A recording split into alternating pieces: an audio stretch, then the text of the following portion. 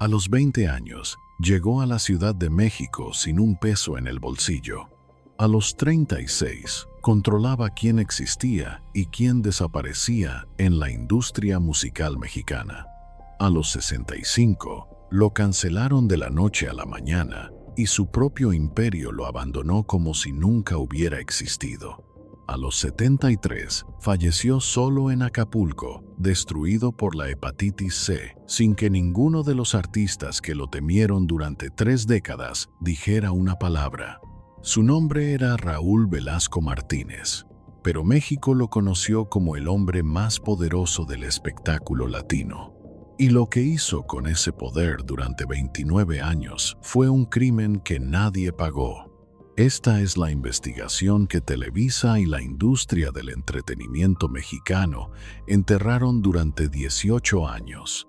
Hoy vas a descubrir 4 cosas que cambian todo lo que creías saber sobre el hombre que decidió el destino de generaciones enteras de artistas. Primero, los testimonios de artistas que años después confesaron lo que realmente pasaba detrás de cámaras en Siempre en Domingo. Las historias que nunca se contaron mientras Raúl Velasco tenía el micrófono en la mano. Segundo, las palabras exactas que Raúl Velasco le dijo a Fernando Villares en vivo frente a millones de televidentes el 17 de enero de 1982. Una humillación transmitida en cadena nacional que destruyó una carrera en 45 segundos y que reveló el verdadero rostro del poder absoluto. Tercero, el documento que revela cómo el mismo sistema que lo convirtió en un dios lo abandonó cuando ya no le servía. La cancelación que nadie vio venir y el silencio devastador que lo acompañó hasta su partida en noviembre de 2006. Y cuarto, el sistema de vetos que operó durante casi 3 décadas sin un solo documento, sin una sola explicación pública. Cómo funcionaba la maquinaria de control que decidía quién comía y quién moría de hambre en el espectáculo mexicano. Te voy a avisar cuando llegue cada una. Si te vas antes del final, te pierdes la parte que Televisa y los artistas que lo temieron han intentado borrar durante casi 2 décadas. Suscríbete para no perderte de ninguna historia. Pero antes de contarte cómo destruyó carreras y cómo lo destruyeron a él, necesitas entender cómo nació. Porque el hombre que aterrorizó a la industria del espectáculo mexicano durante 3 décadas no nació con poder. Nació en la pobreza absoluta de provincia, en un lugar donde nadie llega a nada, en una familia donde la supervivencia era el único objetivo. Y lo que le pasó en esos primeros años plantó la semilla de lo que vendría después. 24 de abril de 1933, Celaya, Guanajuato. México está en plena reconstrucción posrevolucionaria. Las ciudades crecen, pero el campo sigue sangrando. Celaya es un pueblo de tierra, maíz y miseria. Calles sin pavimentar, casas de adobe. Familias que comen frijoles 3 veces al día cuando hay suerte. En una de esas casas nace Raúl Velasco Martínez. Su madre trabaja lavando ropa ajena. Sus manos están perpetuamente arrugadas por el jabón y el agua fría. Lava, tiende, plancha. Desde antes de que salga el sol hasta que ya no puede ver las manchas en las camisas, cobra centavos por kilo de ropa. Su padre no está. Como tantos hombres de esa época, como tantos padres que aparecen en estas historias, el padre de Raúl Velasco está ausente. No hay registro de él en las entrevistas que Raúl dio décadas después. No hay fotografías, no hay menciones, simplemente no existe en la narrativa de su vida. Y Raúl crece entendiendo algo fundamental, que los hombres se van, que las mujeres aguantan, que la familia es una carga que se lleva sola. Imagínate eso, crecer sin una figura paterna, viendo a tu madre destruirse las manos todos los días para que tú puedas comer un plato de frijoles con tortillas, viendo cómo se levanta antes del amanecer y se acuesta cuando tú ya estás dormido, viendo cómo envejece 10 años por cada año que pasa. La casa donde vive Raúl no es una casa, es un cuarto, tal vez dos si tienen suerte. Piso de tierra, techo de lámina que suena como tambor cuando llueve y se convierte en horno cuando sale el sol. Paredes de adobe que se desmoronan con cada temporada de lluvias. Sin baño, sin agua corriente, sin luz eléctrica. La comida: frijoles, tortillas, café aguado, sal. Cuando hay un poco más de dinero, arroz. Cuando hay celebración, un pedazo de carne que se divide entre todos hasta que cada quien tiene un bocado. Raúl usa la misma ropa toda la semana. Los zapatos se remiendan hasta que ya no hay nada que remendar. Los pantalones tienen parches sobre parches. Las camisas heredadas de alguien más grande pasan de hermano a hermano hasta que se deshacen. Piensa en eso un momento. Ir a la escuela con la ropa remendada, sentir las miradas de los otros niños, escuchar los susurros, saber que eres el pobre, el que no tiene, el que viene del otro lado del pueblo. Y en algún momento de esa infancia de hambre y vergüenza, algo se instala en el sistema nervioso de Raúl Velasco, no una elección consciente, un patrón aprendido que dictaría cada decisión de los siguientes 73 años. Nunca más voy a ser el que no tiene poder. Nunca más voy a ser el que pide. Nunca más voy a necesitar de nadie. Esa frase, esa promesa silenciosa, se convertirá en el motor de todo lo que viene después. Se repetirá en su cabeza durante los siguientes 73 años. Cada vez que alguien le pida algo, cada vez que alguien dependa de él, cada vez que tenga la oportunidad de decir que sí o que no. Sin su aprobación, no tenías identidad propia. Pero en 1933, en Celaya, Guanajuato, Raúl Velasco es el que no existe. Es un niño invisible en un pueblo invisible. Come cuando hay, estudia cuando puede, trabaja desde que tiene edad para cargar algo. No hay registro de un talento temprano. No hay historias de un niño prodigio que cantaba o bailaba o actuaba. Raúl Velasco no nace con un don artístico. Nace con otra cosa. Nace con el hambre que solo se aprende cuando nadie te garantiza nada. No hambre de comida, aunque esa también la tiene. Es el hambre que fabrican la ausencia y la vergüenza. Necesitar control porque nunca tuviste ninguno. Necesitar reconocimiento porque nadie te lo dio. Ese vacío que se instala en la infancia y que ningún poder adulto puede llenar. Los años pasan. Raúl crece. Termina la primaria, luego la secundaria. Es un estudiante promedio. No destaca en nada en particular, pero tiene algo que muchos en su pueblo no tienen: la determinación de salir. Porque quedarse en Celaya significa repetir la vida de su madre. Significa trabajar hasta morir por centavos. Significa aceptar que naciste pobre y morirás pobre, y tus hijos nacerán pobres. Y Raúl Velasco, aunque todavía no lo sabe, no está hecho para aceptar nada. A los 20 años, en 1953, toma la decisión que cambiará todo. Agarra lo poco que tiene, mete sus 3 mudas de ropa en una maleta vieja, le dice adiós a su madre, sube a un autobús y se va a la Ciudad de México. 20 años, sin contactos, sin dinero, sin un plan claro, solo con esa promesa martillándole en la cabeza. Nunca más voy a ser el que no tiene poder. Quizá tú también reconoces ese patrón, ese mecanismo donde el lugar donde creciste se vuelve demasiado pequeño, no porque tú hayas crecido, sino porque el dolor que viviste ahí ya no cabe contigo.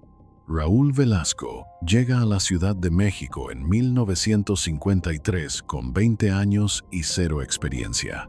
Consigue trabajo en el Banco Nacional de México, Banamex, papeles, números, trámites, un sueldo, un cuarto rentado, comida todos los días.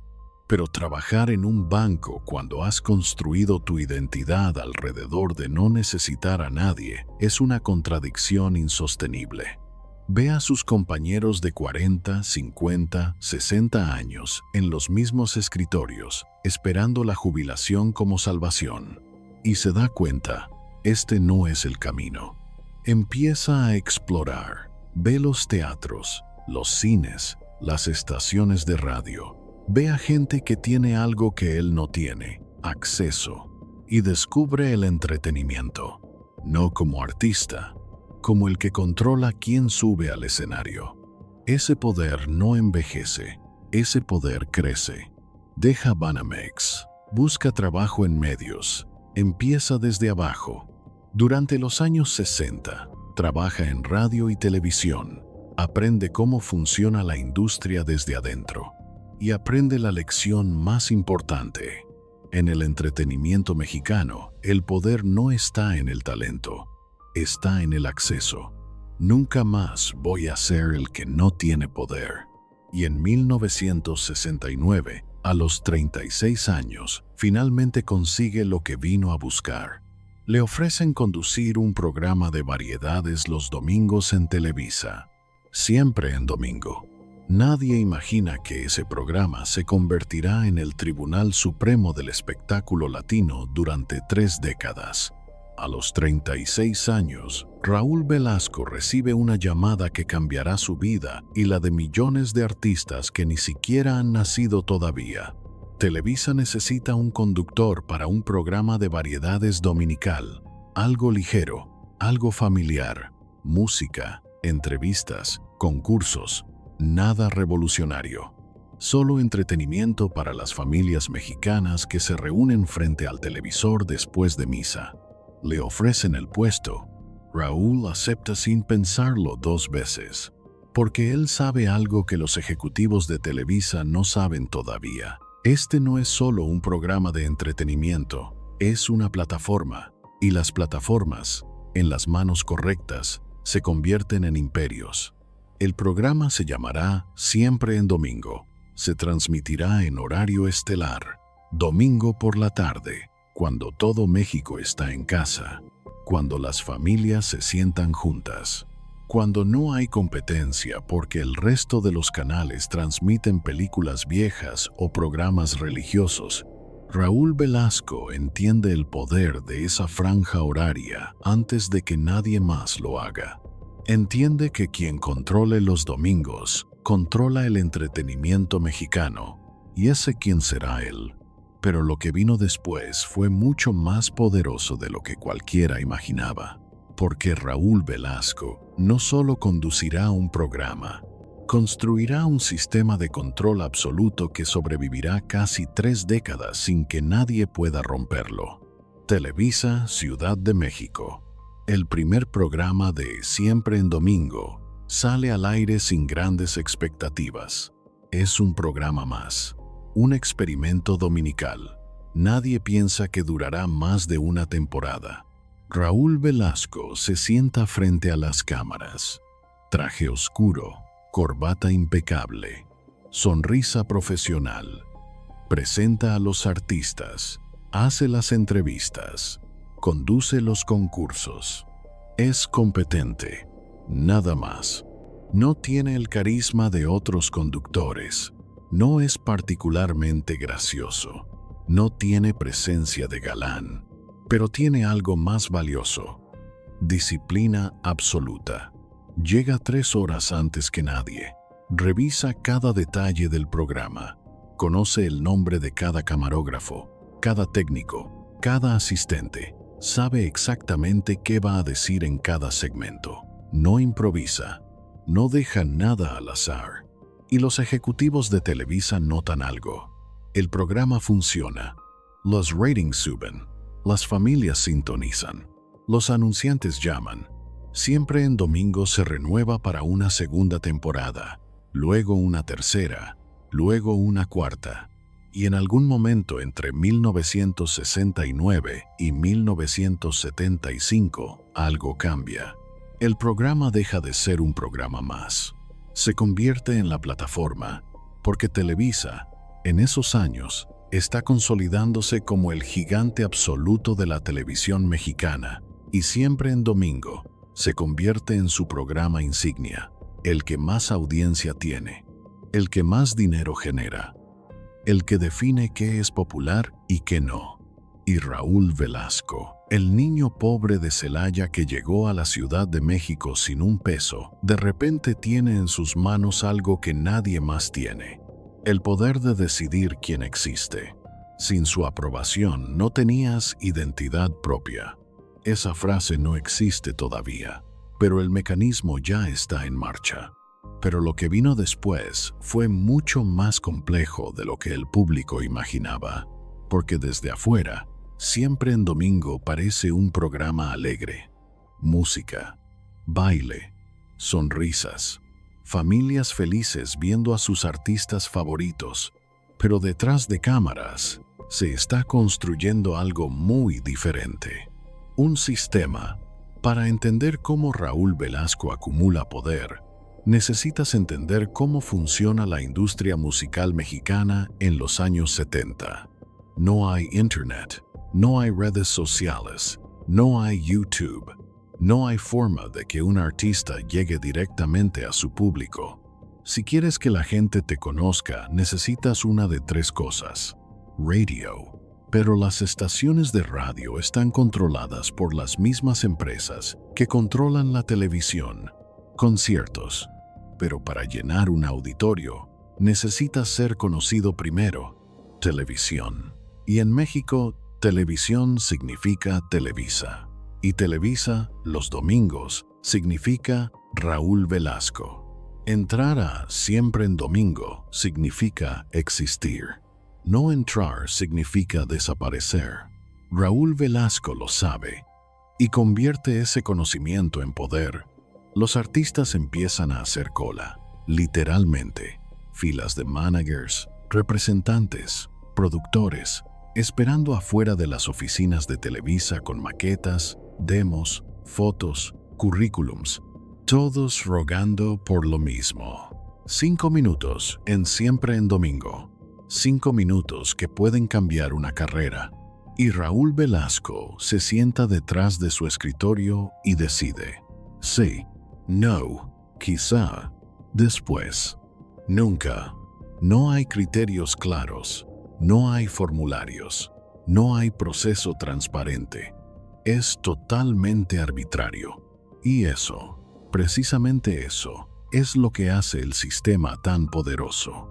Porque cuando las reglas son claras, puedes planear, puedes trabajar para cumplirlas, puedes apelar si te rechazan, pero cuando las reglas son arbitrarias, cuando dependen del humor de una sola persona, cuando nadie sabe exactamente qué se necesita para entrar, entonces el miedo se convierte en la norma, y el miedo no es un accidente del sistema, es su mecanismo central. Raúl lo había aprendido en carne propia de niño. Cuando no controlas las reglas, vives en estado de alerta permanente. Solo que ahora él era quien las imponía. Imagínate eso. Has trabajado durante años para ser cantante. Has ensayado hasta que te sangran las cuerdas vocales. Has gastado todo tu dinero en grabar un demo. Has convencido a un productor de que apueste por ti. Y todo depende de que un señor detrás de un escritorio diga que sí. Un señor que no te conoce, que no ha escuchado tu música, que toma la decisión basándose en Dios, sabe qué criterios. Miles de artistas lo vivieron durante casi 30 años, mediados de los años 70. Siempre en Domingo lleva casi una década al aire. Y algo queda claro para toda la industria. Lo que Raúl Velasco toca se convierte en oro. Artistas desconocidos aparecen en el programa un domingo. El lunes, sus discos están agotados en las tiendas. El martes, están contratando giras. El miércoles, son estrellas. El caso más emblemático: los artistas regionales. Cantantes de música ranchera, norteña, grupera, que vienen de pueblos que nadie en la Ciudad de México puede ubicar en un mapa. Gente que canta en palenques, en rodeos, en plazas de toros. Raúl Velasco los pone en Siempre en Domingo. Y de la noche a la mañana, esos artistas que cantaban para 100 personas en un palenque de Sinaloa están cantando para 20 millones de personas en todo México. Joan Sebastián, Vicente Fernández, Lucha Villa, Los Bukis, Bronco. Todos pasan por Siempre en Domingo. Todos deben su fama nacional a esos 5, 10, 15 minutos que Raúl Velasco les dio. Y todos lo saben. Y Raúl Velasco también lo sabe. Y ahí está el mecanismo completo. Yo te di todo. Sin mí, sigues en el palenque. Sin mí nadie sabe tu nombre. Nunca lo dice explícitamente. No hace falta. El mensaje está implícito en cada presentación, en cada entrevista, en cada mención. Sin su aprobación no tenías identidad propia. Y si existes, es porque él lo permitió. Los años pasan y Siempre en Domingo se convierte en una institución. Entre 1970 y 1987, el programa alcanza números que ningún otro programa de televisión mexicana ha igualado. 25 millones de espectadores solo en México. Más de 100 millones en toda América Latina. Transmisiones en Argentina, Colombia, Venezuela, Chile. Artistas internacionales pidiendo aparecer porque Siempre en Domingo no solo da acceso a México, sino a todo el mercado latino. Quizá tú también has reconocido ese patrón en alguien cercano, como después de cierto punto, el poder deja de ser una herramienta y se convierte en una identidad. Ya no lo usan para lograr cosas, lo necesitan para existir. Raúl Velasco está en ese punto. Ya no necesita buscar artistas. Los artistas lo buscan a él. Ya no necesita convencer a ejecutivos. Los ejecutivos dependen de él. Pero mientras su poder crece, algo oscuro está pasando detrás de las cámaras. Porque el poder absoluto sin supervisión se convierte en tiranía. Raúl Velasco tiene 49 años y está en la cúspide absoluta de su poder. Siempre en Domingo lleva 13 años al aire sin interrupción. Los números son apabullantes. 25 millones de espectadores en México cada domingo. Más de 100 millones en toda América Latina. El programa de mayor audiencia en la historia de la televisión mexicana. Más de 500 artistas han pasado por su escenario. Decenas de carreras lanzadas desde cero. Control absoluto sobre quién tiene acceso a la plataforma más grande del entretenimiento latino. Raúl Velasco no solo conduce un programa, es el programa. Sin él, Siempre en Domingo no existe. Los ejecutivos lo saben, los artistas lo saben, el público lo sabe. Emilio Azcárraga Milmo, el Tigre, el presidente de Televisa, el hombre más poderoso de la televisión mexicana, trata a Raúl Velasco con un respeto que no le da a nadie más. Porque Raúl Velasco le genera millones. Porque Raúl Velasco es la gallina de los huevos de oro. Porque sin Raúl Velasco, los domingos de Televisa son un desierto. Tiene 49 años y ha cumplido la promesa que se hizo a sí mismo cuando tenía 20 y llegó a la Ciudad de México sin nada. Nunca más voy a ser el que no tiene poder. Ya no es el niño pobre de Celaya. Ya no es el empleado de Banamex que soñaba con algo más grande. Es Raúl Velasco, el dueño de los domingos, el que decide quién existe y quién no. Pero hay un problema con el poder absoluto. Un problema que Raúl Velasco está a punto de descubrir de la forma más brutal posible. Porque cuando tienes tanto poder que nadie puede detenerte, cuando tus decisiones no tienen consecuencias, cuando puedes hacer lo que quieras sin que nadie te cuestione, algo terrible pasa.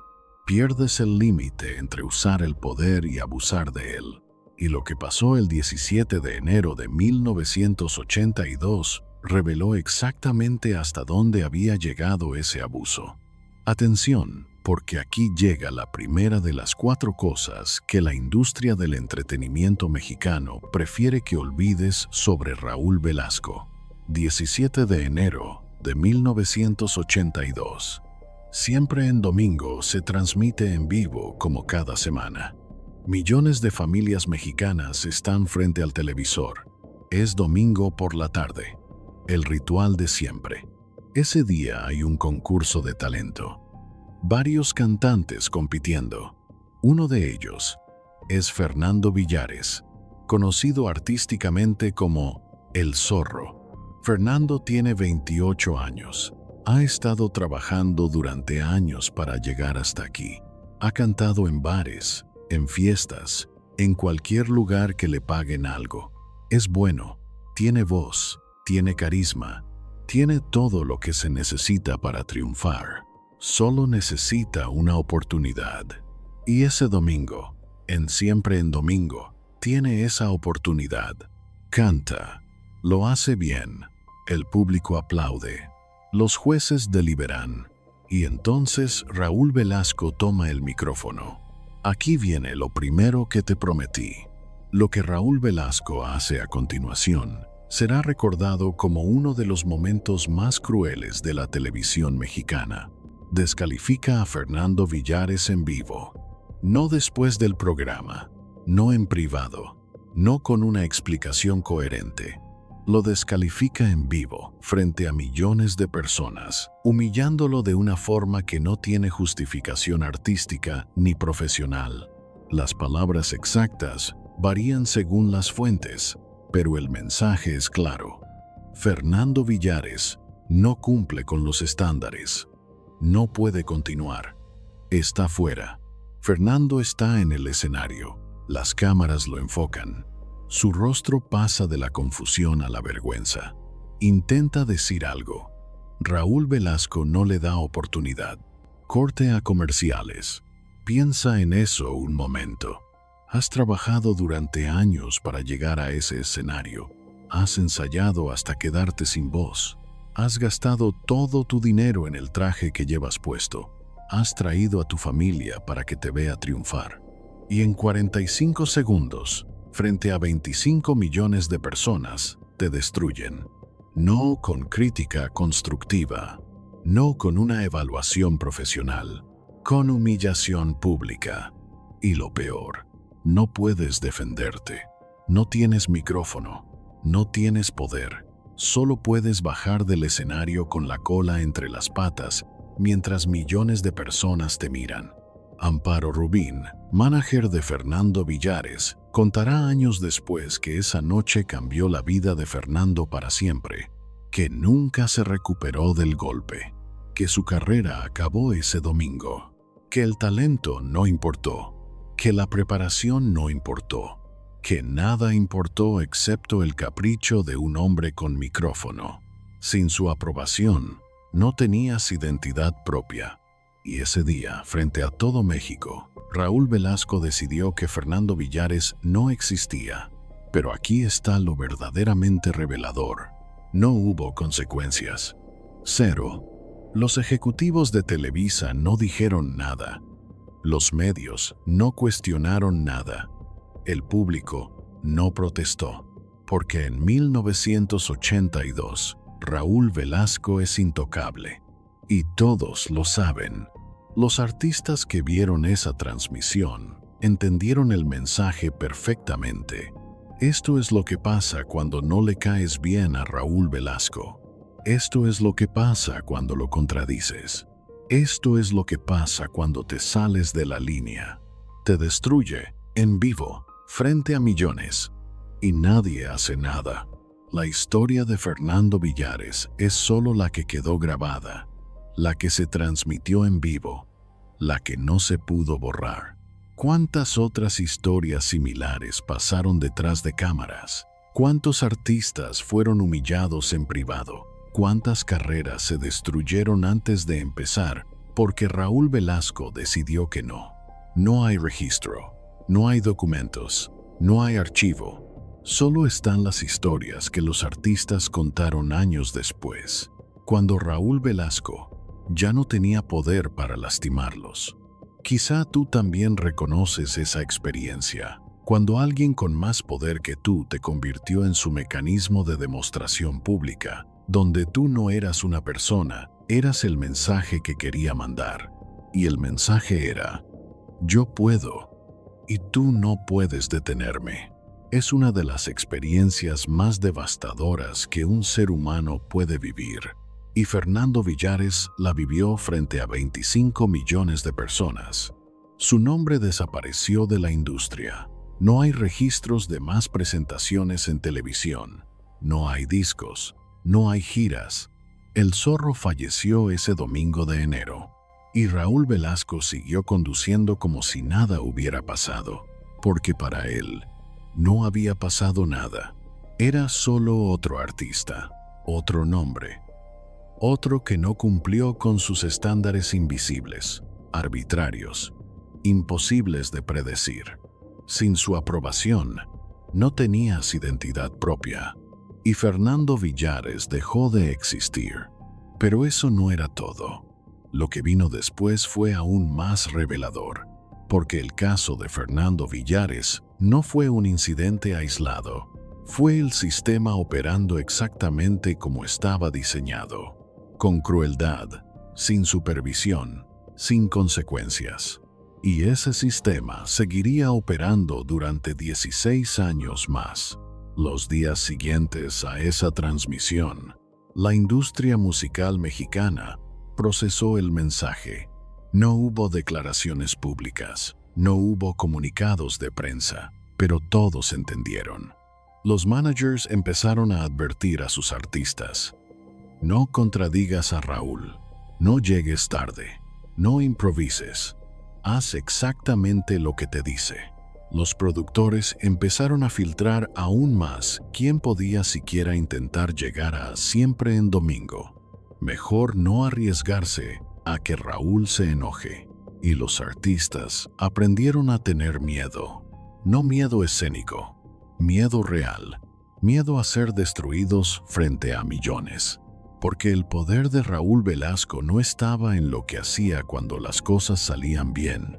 Estaba en lo que hacía cuando decidía castigar a alguien. Y el castigo no era privado, no era discreto. No era una llamada telefónica diciendo: lo siento, no funcionó. El castigo era público. Era humillante. Era diseñado para que todos lo vieran y entendieran. Esto te puede pasar a ti. Isabel Ascurán, del grupo Pandora, contaría años después en entrevistas que trabajar con Raúl Velasco era caminar en hielo delgado constantemente. Que nunca sabías que lo haría enojar, que las reglas cambiaban según su humor, que podías hacer todo perfecto y aún así ser castigada si ese día él decidía que no le caías bien. Lupe Esparza, vocalista de Bronco, diría en una entrevista en 2015: Raúl Velasco nos abrió puertas, pero también teníamos que hacer todo como él decía. No había espacio para decir que no. No había espacio para decir que no. Esa frase resume todo el sistema, porque cuando dependes completamente de una sola plataforma, cuando esa plataforma está controlada por una sola persona, cuando esa persona tiene poder absoluto, sin supervisión, entonces el no deja de existir. Solo existe el sí o la desaparición. Fernando Villares eligió algo que Raúl interpretó como desafío y desapareció. La revelación aquí no es solo lo que le pasó a Fernando Villares. La revelación es que ese era el sistema funcionando normalmente, que no fue un error, no fue un mal día, no fue un accidente. Fue el poder absoluto operando exactamente como opera siempre, sin límites, sin consecuencias, sin nadie que pueda detenerlo. Y todos lo sabían. Televisa lo sabía. Los artistas lo sabían. El público lo sabía. Y nadie hizo nada. Porque ¿quién iba a detener al hombre que generaba los ratings más altos de la televisión mexicana? ¿Quién iba a cuestionar al que llenaba las arcas de Televisa cada domingo? ¿Quién iba a arriesgarse a enfrentar al que podía destruir carreras con una frase? Nadie. Absolutamente nadie. Y Raúl Velasco lo sabía. Y ese conocimiento lo hizo aún más poderoso. Porque el miedo es el mejor mecanismo de control que existe. Y después del 17 de enero de 1982, todos en la industria musical mexicana tenían miedo. Pero el control de Raúl Velasco no se limitaba a humillaciones públicas. Había algo mucho más sistemático operando detrás de cámaras. Aquí viene lo segundo que te prometí. Kate del Castillo, 2019, documental público. Sus palabras exactas. Me invitaban a entretener a ejecutivos. Si decías que no, había consecuencias profesionales. Entretener a ejecutivos.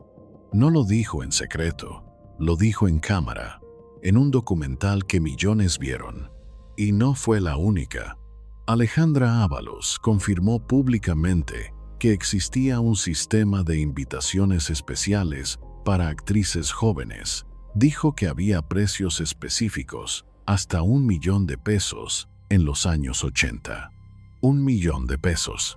Piensa en eso. $1.000.000 era más de lo que la mayoría de las actrices ganaban en un año entero. Marisol Santa Cruz lo llamó diferente.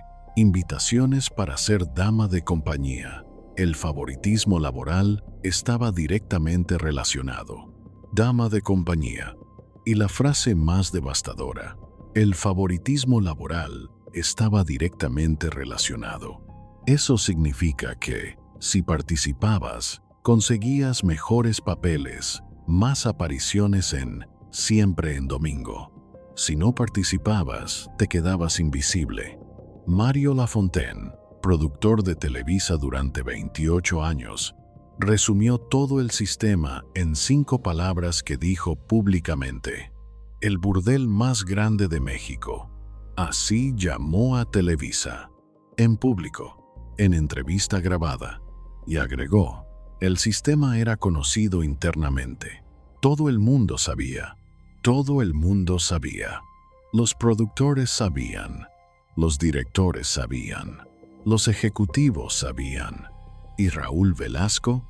Raúl Velasco, el hombre que controlaba cada segundo de Siempre en Domingo. El hombre que decidía quién aparecía en pantalla. ¿No sabía? No hay evidencia de que Raúl organizara ese sistema. Pero lo que sí sabemos es esto. Raúl decidía qué mujeres aparecían en pantalla. Decidía quién recibía primeros planos, quién brillaba, quién se hacía visible. Y esas mujeres que él ponía en cámara eran las que después recibían las invitaciones especiales. Durante 29 años trabajó en Televisa. Durante 29 años vio ese sistema operar. Y durante 29 años nunca dijo una palabra pública para detenerlo. Defendió a Juan Gabriel cuando le ordenaron vetarlo, pero nunca defendió a las actrices que desaparecían después de rechazar invitaciones. Porque defender a Juan Gabriel no le costaba nada. Los ratings subían. El público lo amaba más. Pero denunciar el sistema de explotación le hubiera costado todo. Su trabajo, su poder, su carrera. Y Raúl Velasco no estaba dispuesto a pagar ese precio. Así que cayó, como callaron todos, hasta que finalmente, años después de su fallecimiento, las víctimas empezaron a hablar, y el mundo descubrió que Siempre en Domingo no era solo entretenimiento familiar, era parte de algo mucho más oscuro. Pero antes de contarte cómo terminó todo esto, necesitas saber lo que pasaba cuando Raúl Velasco decidía usar su poder directamente. Porque lo que te voy a contar ahora no son rumores, son escenas transmitidas en vivo, con testigos, con fechas exactas. Aquí viene lo tercero que te prometí. Finales de los años 80. Juan Gabriel es el artista más grande de México. Sus discos venden millones, sus conciertos llenan estadios, y siempre en domingo es su casa. Pero hay un problema. Emilio Azcárraga Milmo, el Tigre, el dueño absoluto de Televisa, no quiere a Juan Gabriel en su televisora. La razón: su comportamiento, su forma de moverse, su expresión. El Tigre no lo dice directamente, pero todos en Televisa entienden perfectamente que le molesta de Juan Gabriel y le da una orden directa a Raúl Velasco: sácalo del programa. Raúl Velasco recibe la orden. Escucha al hombre más poderoso de México. Sabe perfectamente lo que le están pidiendo: vetar al artista más importante del país. Y Raúl tiene que decidir: obedecer, como ha obedecido durante 20 años, o hacer algo que nunca ha hecho: desobedecer. Y entonces pasa algo que nadie esperaba. Un domingo, en vivo, frente a 40 millones de mexicanos, Raúl Velasco dice estas 7 palabras. En Siempre en Domingo no programo sexos, programo talentos. 7 palabras que son una defensa pública de Juan Gabriel. 7 palabras que desafían directamente al dueño de Televisa. 7 palabras que le están diciendo a El Tigre, en vivo, frente a todo México: no voy a obedecer esta orden.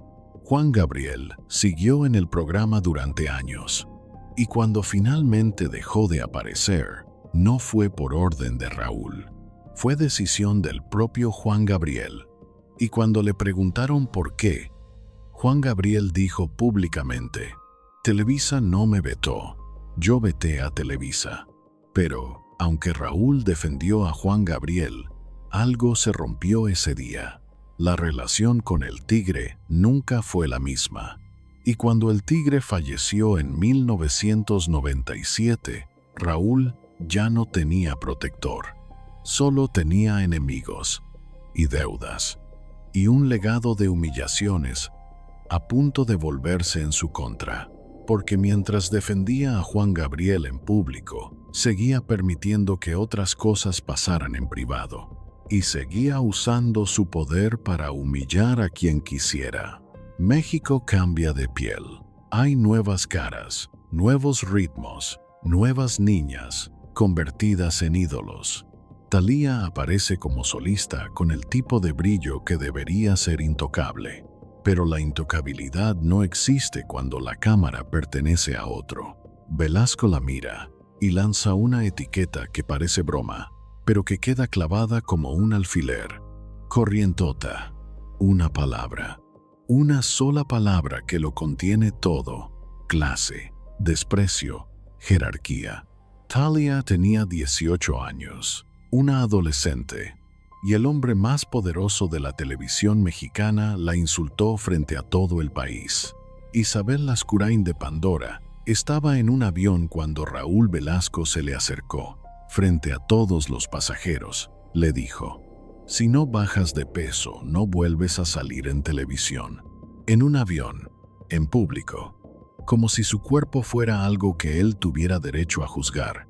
Tatiana tenía 22 años cuando Raúl Velasco le entregó públicamente, en vivo, una tarjeta de un nutriólogo, en televisión nacional, diciéndole sin palabras que estaba gorda, que su cuerpo no era aceptable. El grupo Bronco, Raúl Velasco los llamó públicamente feos, pero con suerte, como si su aspecto físico importara más que su música. Y a Lupe Esparza le preguntó en vivo si se había disfrazado de gorila, comparándolo con un animal. Cepillín, el payaso que se convirtió en cantante, contó en una entrevista en 2019: una vez llegué 2 minutos tarde a un ensayo. 2 minutos. Raúl no me dijo nada ese día, pero pasaron 6 meses antes de que me volviera a invitar. 6 meses sin explicación. Esa era su forma de enseñarte quién mandaba. 6 meses de castigo por 2 minutos de retraso, sin advertencia, sin explicación, sin oportunidad de disculparse. Solo silencio. Marco Antonio Muñiz, cantante con décadas de carrera, dijo algo escalofriante en una entrevista en 2010. Raúl podía hacer que tu carrera volara o que se estrellara, y nunca sabías cuál de las dos iba a elegir, hasta que ya era demasiado tarde. ¿Por qué hacía esto Raúl Velasco? Porque el poder sin límites no corrompe a las personas malvadas. Corrompe a cualquiera que no haya procesado sus heridas más tempranas. Porque cuando construiste toda tu identidad sobre no volver a ser el que no tiene nada, cada acto de humillación se convierte en un mecanismo de autorregulación. No es crueldad calculada. Es el niño de Celaya intentando demostrar que ya no puede ser destruido. Cada vez que destruyes a alguien, te demuestras que tienes poder.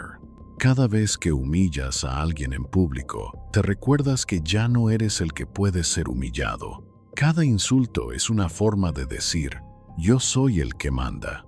Quizá tú también has reconocido ese patrón. Alguien que repite lo que le hicieron porque es el único lenguaje que aprendió. Que confunde control con seguridad. Que no sabe cómo relacionarse sin dominar.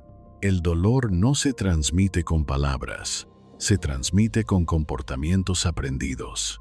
Pero el dolor no se cura con más dolor. Y todas esas personas que Raúl Velasco humilló públicamente, todas esas carreras que destruyó, siguen ahí, siguen recordando, porque las palabras se olvidan, pero la humillación pública nunca se olvida. Y Raúl Velasco sembró humillación durante 3 décadas. Pero lo que él no sabía era que todo lo que siembras, eventualmente lo cosechas. Y su cosecha estaba a punto de llegar. Y ahora llegamos a la cuarta y última revelación, la que te prometí al principio. Si has llegado hasta aquí, esto es para ti. Porque lo que voy a contarte ahora no pasó en los años 70, ni en los 80, ni siquiera en los 90. Pasó en 1998. Y revela algo que nadie esperaba, que el poder de Raúl Velasco, ese poder que parecía indestructible, ese poder que había sobrevivido casi 30 años, tenía fecha de caducidad. Y cuando llegó esa fecha, el imperio se desmoronó en cuestión de meses. Aquí viene lo cuarto que te prometí. La cancelación que nadie vio venir y el abandono total del sistema que lo creó. Raúl Velasco tiene 64 años. Siempre en domingo lleva 28 años al aire. Casi 3 décadas de dominio absoluto. Los domingos de México siguen siendo suyos. Pero algo está cambiando en la industria. La televisión por cable está creciendo. MTV llega a América Latina. Canales de música, programas de competencia. El monopolio de Televisa empieza a mostrar grietas. Y algo más importante, los artistas están encontrando otros caminos. Internet está en sus primeras etapas, pero ya existe. Los CDs permiten distribución más democrática. Las radios independientes tienen más alcance. Siempre en domingo sigue siendo importante, pero ya no es el único camino. Y Raúl Velasco, acostumbrado a tener control absoluto, empieza a perder terreno.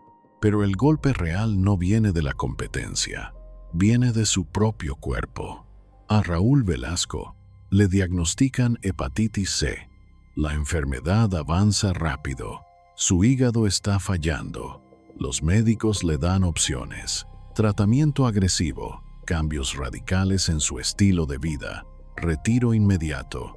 Raúl Velasco rechaza retirarse, porque retirarse significa admitir que el poder se acabó. Y él no está listo para eso. Sigue conduciendo, siempre en domingo, mientras su salud se deteriora visiblemente.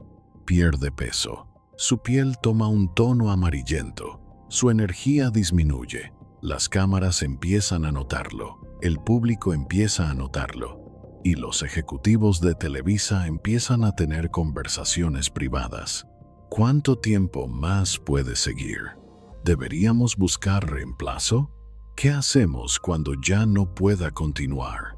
Raúl Velasco escucha los rumores. Sabe lo que está pasando, pero sigue adelante, cada domingo, aferrándose al micrófono como si fuera un salvavidas.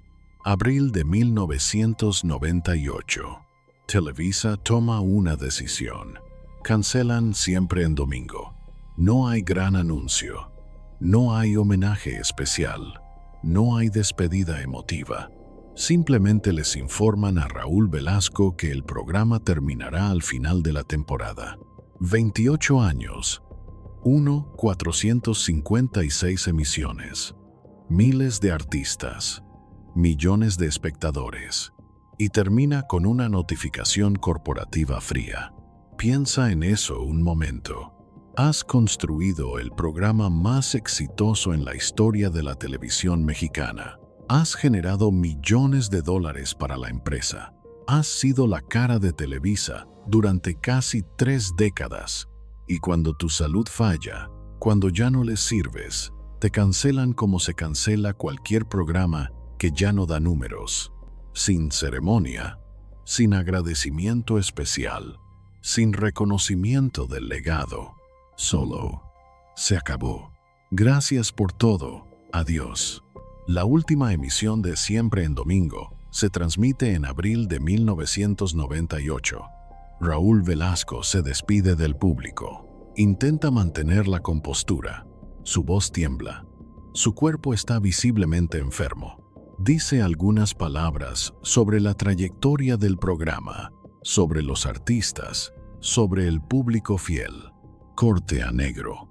Se acabó. Y lo que pasó después es quizás la parte más cruel de toda esta historia. Los años siguientes, entre 1998 y 2006, Raúl Velasco vive en un limbo devastador. Su salud sigue deteriorándose. La hepatitis C destruye su hígado. Los tratamientos son dolorosos, invasivos, inefectivos, pero lo peor no es la enfermedad física. Es el abandono. Los artistas a los que lanzó al estrellato no lo llaman.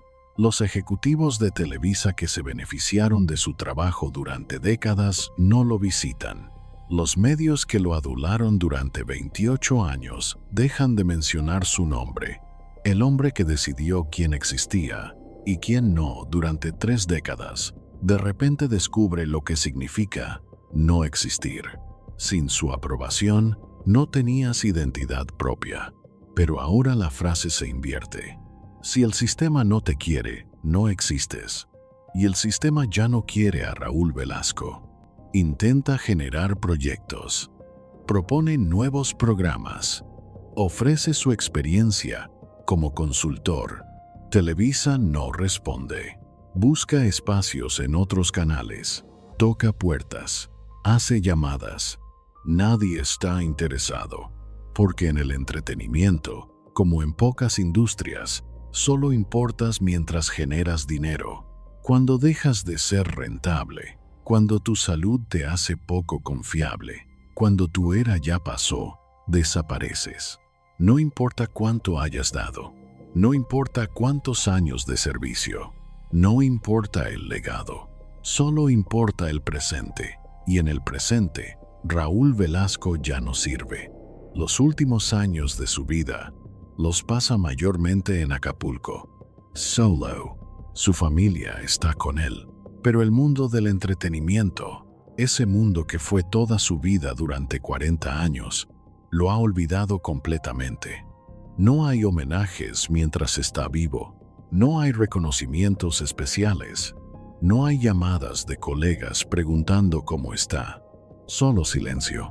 El mismo silencio que él usó como arma durante décadas. El mismo silencio que destruyó carreras. El mismo silencio que hizo desaparecer a artistas. Ahora ese silencio lo envuelve a él. ¿Reconoces ese patrón? El sistema que te construyó para que produzcas, no para que existas. Donde tu valor no está en quién eres, sino en cuánto generas. Y cuando dejas de generar, el sistema no te abandona. Simplemente activa el mismo mecanismo que siempre tuvo. borra lo que ya no sirve.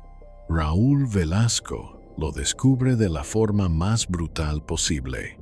26 de noviembre de 2006. Acapulco, Guerrero. Raúl Velasco fallece a los 73 años por complicaciones de la hepatitis C. Los medios reportan la noticia. Obituarios breves. Recapitulaciones rápidas de su carrera. Algunos artistas dan declaraciones políticamente correctas. Fue una figura importante en la televisión mexicana. Nadie dice más. Nadie cuenta las historias completas. Nadie habla de los vetos. Nadie menciona los rumores. Nadie reconoce el sistema de control que operó durante décadas. Solo frases genéricas de condolencia. Y después, silencio nuevamente. No hay estatuas. No hay calles con su nombre. No hay plazas conmemorativas. Raúl Velasco desaparece de la memoria colectiva casi tan rápido como desaparecieron los artistas que él vetó. Y la ironía es devastadora. El hombre que más temía no tener poder, el hombre que construyó todo un sistema para nunca volver a ser invisible, termina exactamente donde empezó. Invisible, sin poder, olvidado. La revelación final no es sobre lo que Raúl Velasco hizo, es sobre lo que le hicieron a él. El mismo sistema que lo convirtió en un dios, lo desechó como basura cuando ya no generaba dinero. Las mismas personas que se beneficiaron de su trabajo durante décadas, lo abandonaron en sus últimos años. La misma industria que construyó sobre su espalda, lo borró de la historia apenas falleció. Y todos siguieron adelante como si nada hubiera pasado. Como si 29 años de Siempre en Domingo fueran solo un programa más.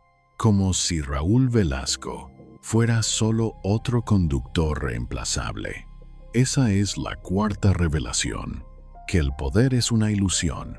Que el sistema no protege a nadie, ni siquiera a los que lo alimentan. Que puedes controlar la industria durante 3 décadas y aún así morir solo y olvidado. Y que al final, todos somos reemplazables, incluso los que parecían irreemplazables. Raúl Velasco tiene 64 años. Ha estado conduciendo Siempre en Domingo durante 28 años sin interrupción. Ha sobrevivido cambios de gobierno, crisis económicas, terremotos, todo, pero no puede sobrevivir a lo que viene. Los síntomas empiezan sutilmente. Cansancio extremo, pérdida de apetito, náuseas constantes. Al principio piensa que es estrés. El programa, las grabaciones, las presiones, pero el cansancio no se va, empeora. Su piel empieza a tomar un tono amarillento. Sus ojos también. Ictericia. Le dirán después los médicos. Va al hospital, le hacen análisis, esperan resultados. El diagnóstico llega como un martillazo. Hepatitis C. Su hígado está fallando. La enfermedad ha estado avanzando silenciosamente durante años, quizá décadas, destruyendo el órgano que filtra las toxinas de su sangre. Los doctores son claros. Necesita tratamiento inmediato. Necesita cambios radicales en su estilo de vida. Necesita descanso. Y lo más importante, no puede seguir con el ritmo de trabajo que lleva. Raúl Velasco escucha todo esto sentado en una camilla de hospital y toma una decisión que sellará su destino. No va a renunciar, no va a retirarse, no va a soltar el micrófono, porque soltar el micrófono no es solo perder un trabajo, es desintegrar el único mecanismo de identidad que construyó durante 40 años. Sin el poder, sin el control, sin la plataforma, no sabe quién es. Nunca aprendió a hacerlo. Nunca más voy a ser el que no tiene poder. Esa promesa sigue martillándole en la cabeza. Entonces decide seguir adelante, conducir el programa, mantener el control, aferrarse al poder hasta el último momento posible. Aunque su cuerpo se esté desmoronando, los meses siguientes son una pesadilla visible en cámara. Raúl Velasco sigue conduciendo siempre en domingo, pero cada emisión es más difícil que la anterior. Pierde peso dramáticamente. Su traje le queda grande. Su rostro se hunde. Los maquillistas intentan cubrir el tono amarillento de su piel, pero las cámaras lo capturan de todas formas. Su energía disminuye. Las entrevistas que antes hacía con naturalidad ahora requieren esfuerzo visible. Su voz, que siempre fue firme y controlada, empieza a quebrarse.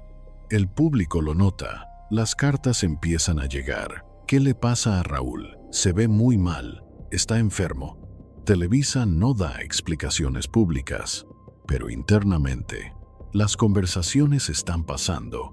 Los ejecutivos se reúnen. Los números están ahí. Los ratings de Siempre en Domingo siguen siendo buenos, pero ya no son extraordinarios. La competencia está creciendo. Los gustos del público están cambiando. Y Raúl Velasco, la cara del programa durante 28 años, está visiblemente enfermo. ¿Cuánto tiempo más puede seguir? ¿Deberíamos buscar reemplazo? ¿El programa puede sobrevivir sin él? Las preguntas circulan en las oficinas de Televisa mientras Raúl sigue conduciendo, aferrándose al programa como si fuera lo único que lo mantiene vivo. Y quizá lo es, porque para Raúl Velasco, Siempre en Domingo, no es solo un trabajo, es su identidad completa. Es la prueba de que el niño pobre de Celaya llegó a la cima.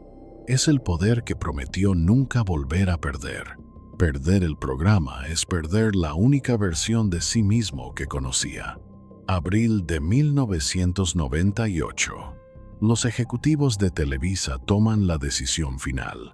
Llaman a Raúl Velasco a una reunión. Le informan que Siempre en Domingo terminará al final de la temporada. No hay discusión, no hay negociación, no hay espacio para apelar. La decisión está tomada. 28 años, 456 emisiones, terminan con una notificación de 15 minutos en una oficina corporativa. La última emisión de Siempre en Domingo se transmite en abril de 1998. Raúl Velasco intenta mantener la compostura durante todo el programa. Presenta a los artistas como siempre, conduce los segmentos como siempre, hace las entrevistas como siempre. Pero al final, cuando llega el momento de la despedida, algo se quiebra. Su voz tiembla, sus ojos se humedecen. Intenta decir algunas palabras sobre el legado del programa, sobre los 28 años, sobre el público fiel. No puede terminar las frases. Dice gracias y se queda en silencio. Las cámaras hacen un fade out. Negro. Se acabó. Los días siguientes son extraños. Raúl Velasco se despierta en su casa sin tener que ir a Televisa, sin ensayos, sin grabaciones, sin programa. Por primera vez en 28 años, los domingos son solo domingos. No recibe llamadas de los ejecutivos. No recibe ofertas de otros proyectos. No hay planes para un homenaje especial o un programa de despedida extendido. Solo silencio. Televisa ya está planeando qué poner en el horario dominical. Nuevos programas, nuevos conductores, nueva era. Raúl Velasco es historia, y la historia, en televisión, se olvida rápido. Los artistas que lanzó al estrellato no lo llaman. Los que temblaron frente a él durante décadas no preguntan cómo está. Los que le debían sus carreras no dicen una palabra, porque ahora Raúl Velasco ya no tiene nada que ofrecerles. Ya no controla el acceso, ya no decide quién existe. Ya no tiene poder. Sin su aprobación no tenías identidad propia, pero ahora Raúl Velasco es el que no existe. Los años entre 1998 y 2006 son un descenso lento y doloroso.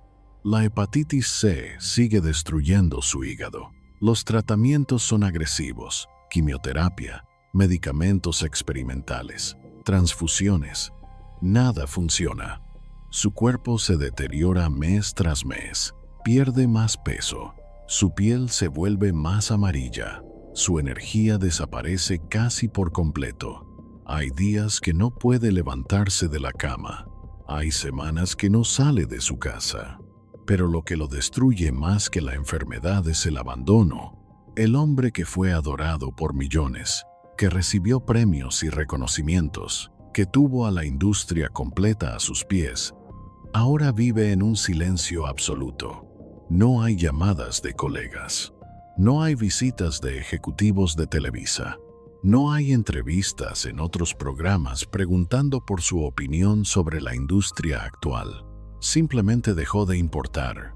Intenta mantenerse relevante. Propone ideas para nuevos programas. Ofrece asesoría. Intenta usar los contactos que construyó durante 4 décadas. Nadie está interesado, porque en el entretenimiento solo importas mientras produces. Y Raúl Velasco ya no puede producir nada.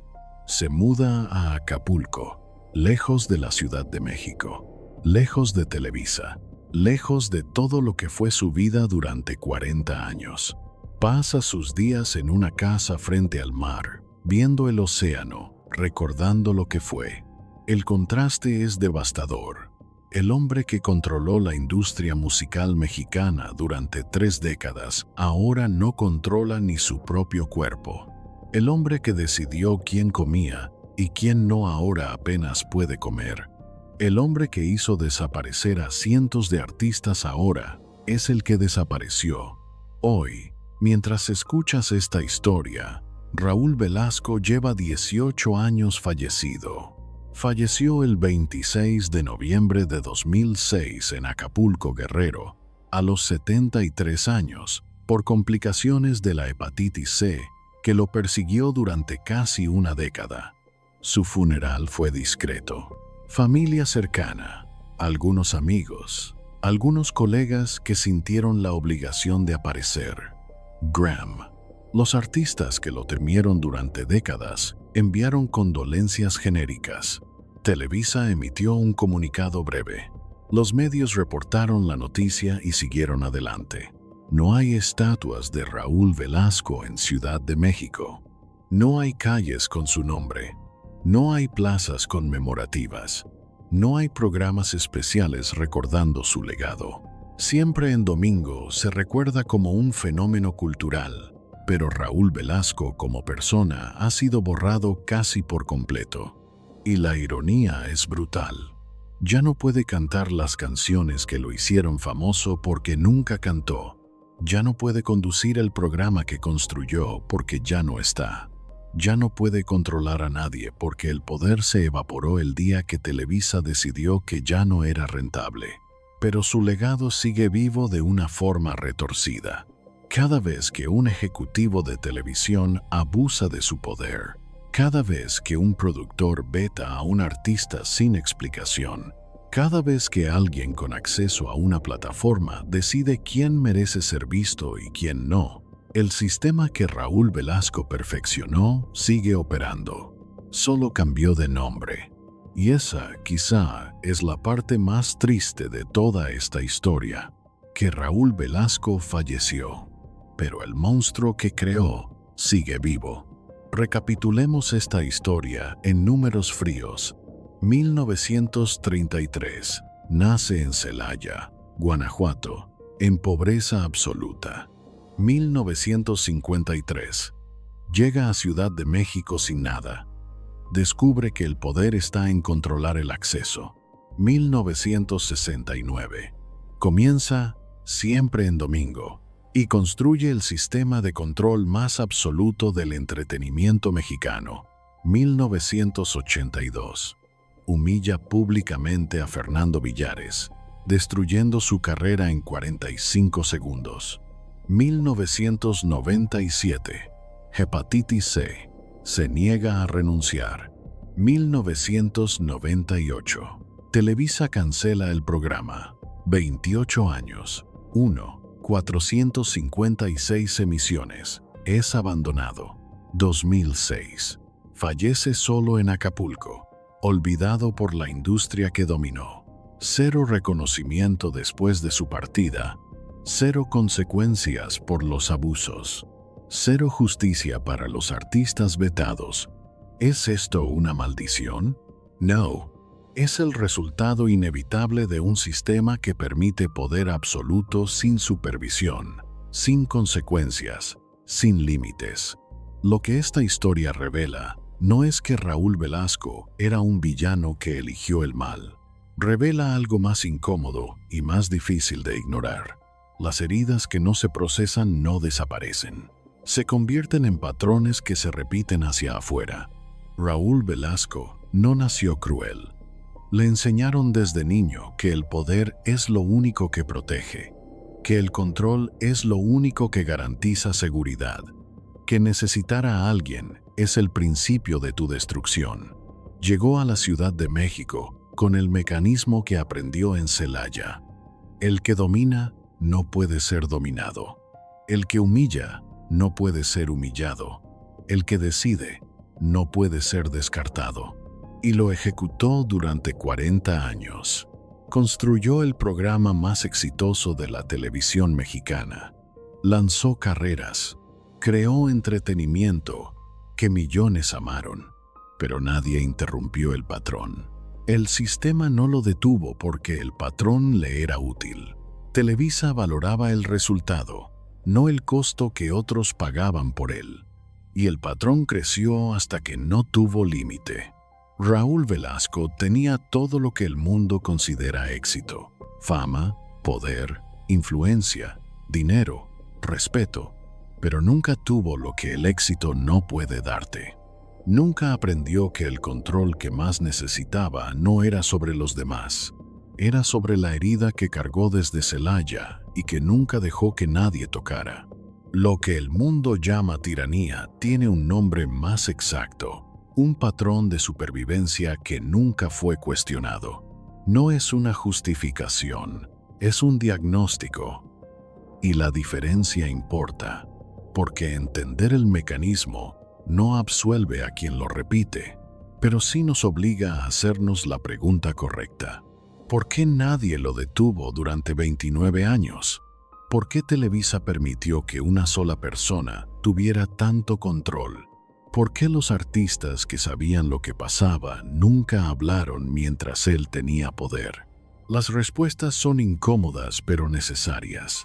Si esta historia te removió algo por dentro, si te hizo pensar en el poder que tienen algunas personas y el precio que otros pagan por ese poder, dale like para que más gente conozca lo que realmente pasó detrás del programa que parecía tan inocente cada domingo.